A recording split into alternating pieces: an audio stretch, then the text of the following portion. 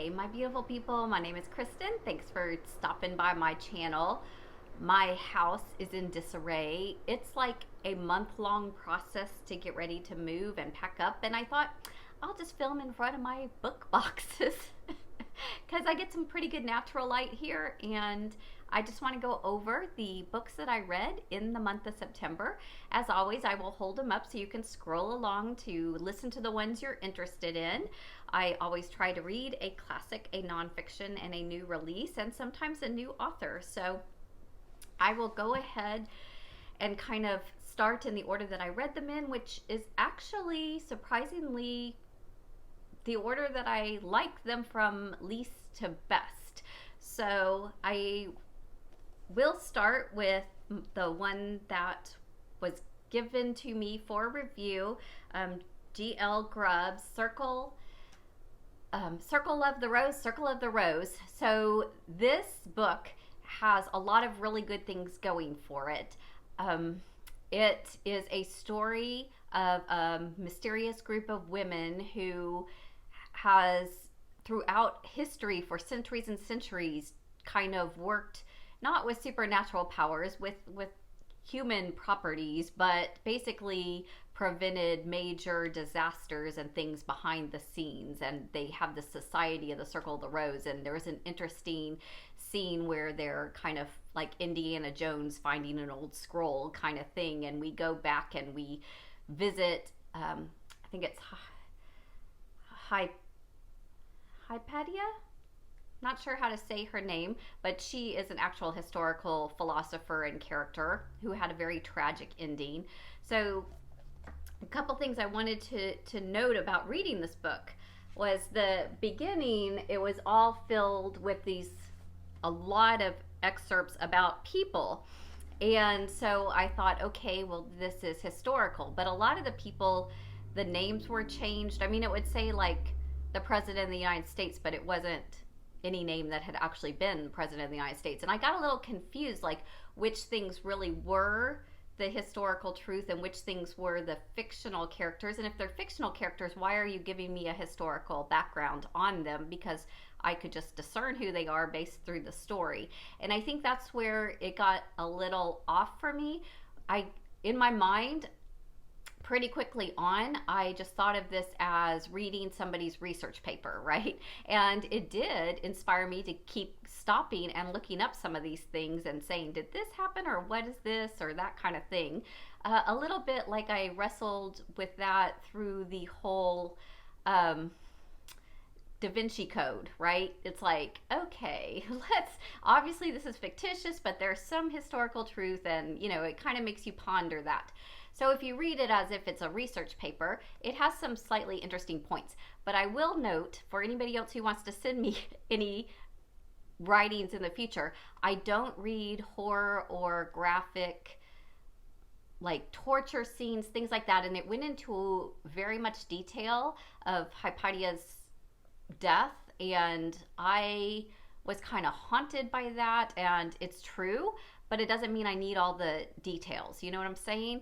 So that kind of set off the pace in a bad way for me, and it didn't come back to an intriguing story that I think it really could be by going through a specific woman or two, and how is she brought into the society, and what does she do to be initiated or chosen. And I'm still left with a lot of these questions after reading the book. So that is my evaluation of it. I think it has a lot of potential, and I would strongly encourage this author to revisit and maybe make a sequel where it actually develops a particular heroine, and instead of listing out the characters in their background, weave it into the story. I think it's great premise and a great, potential for a really, really fantastic novel. My classic was also kind of a disappointment, and I kind of fortunately don't remember who recommended this to me. I've kind of had a mostly love, but some struggles with Hemingway.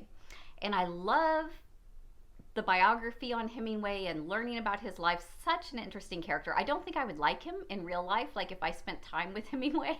I don't think I would be a fan of his necessarily, but so interesting, right? And so someone had said their favorite Hemingway was To Have and To Have Not. And it's a very thin classic as far as classics go.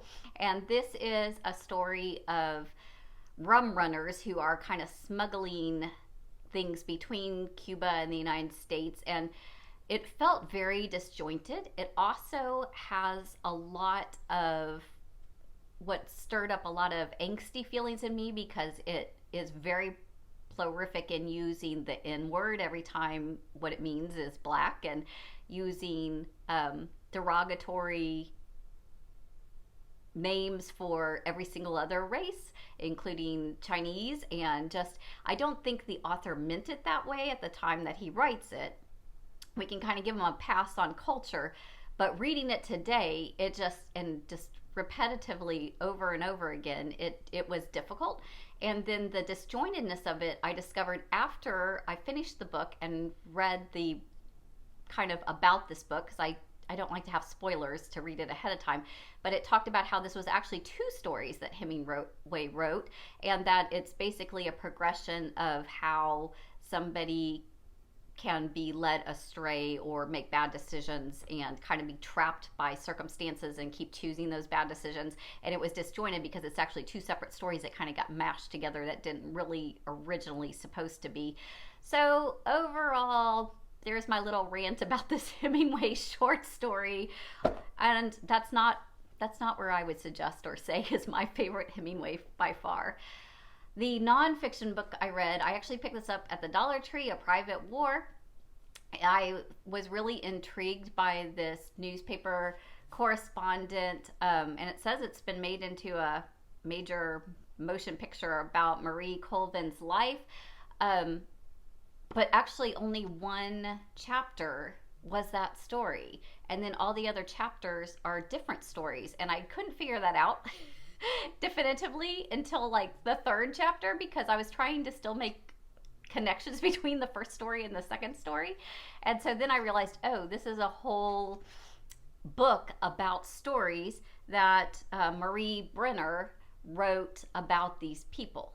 So then I was like, okay, great. You know, people who have done something kind of beating the odds or going against what people say to do something good. No, then there were stories about people who were not good people, and I didn't respect their choices. And then I realized this is actually a book that says tales of heroes, scoundrels, and renegades. So it's not even about heroes and people who did the right thing. It's just interesting people.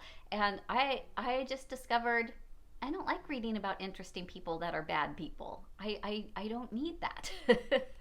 So I stopped reading about the halfway mark and decided this book was not what I was expecting it to be or wanting it to be, and that I probably wasn't in the right mindset and probably am not the right reader for this book. So the nonfiction book was kind of a disappointment. I picked up my book of the month for my new release, and it is The Neighbor's Secret, Alison Heller. And this was one that I chose because it was advertised to be similar to Big Little Lies, which is one of my very favorite fiction books of all time. So I was like, okay, that sounds good. Let's go with that. And I really like the premise of this book that has around a book club. And the beginning of each section is an email saying what book they're going to read, and then that kind of ties into a little bit of something that goes on, and I really love that. I like the neighbor drama and the kind of women chatty, gossipy kind of storyline. There's kind of like 3 kind of mystery lines, if you will, in my mind. There was a vandalism that was going on in the neighborhood. There was the thing that's mysterious that you're trying to figure out what the heck even is going on, with 2 people disappearing and something's happened, and we don't know till much later in the book what it is that happened to these 2 people or what the fallout is. And then there's another tragic story about a hit and run on a young man and the fallout of that, and just the consequences of that, and the shunned woman who's connected to this, and all these kind of incidences. But at the end of the book, I was expecting it all to kind of tie in or be related or have some, I didn't see that coming. And really, when it was all revealed, what I thought was there weren't any real clues to that, and they don't really tie in together, and it just felt unsatisfying to me. I didn't get all like worked up and excited about the ahas at the end. So I really, really enjoyed a lot of things, but I'm just going to give this, probably 2.5 stars.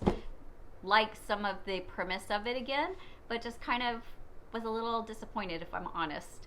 So, I have to go with my standby of getting through my goals for the month, right? And picking up something I know that I'm excited and going to love. And that, of course, is Brandon Sanderson. And this is the third in his Stormlight Archive. It is 1,300 pages. Now, I admit, I still have this much left to go. This is what I've read, about 1,000 pages, 1,009. So I still have like 300 to read, y'all. So I technically haven't done this, but I do spoiler-free reviews. So I can talk about this, and it's okay, even though I don't know the ending of this book, because it's not really the ending, right? It's going to be 10 books. So this one, if you haven't heard me talk about the Stormlight series before, is a beautiful fantasy world that is not in our universe. It's a completely other universe that has humans and non-humans, and there's actually two main non-human creatures, if you will, the Parshindi, and who are like void bringers, and then there are Spren, or spirits, that bond to these different races and have all different kinds of transformations, and there's different physical and light and spiritual, and we're trying to figure out who are really gods and if it's just an mystical, ununderstood kind of thing that we have to learn and discover, and who really has the power, and what really is the darkness, and the storms that come through. And there's different high storms and ever storms and all these different things that bring power, and people are trying to figure out how to manage all those. There's beautiful, beautiful character building in this. Just, you get so attached to characters, even ones that are serving kind of the more villainous roles.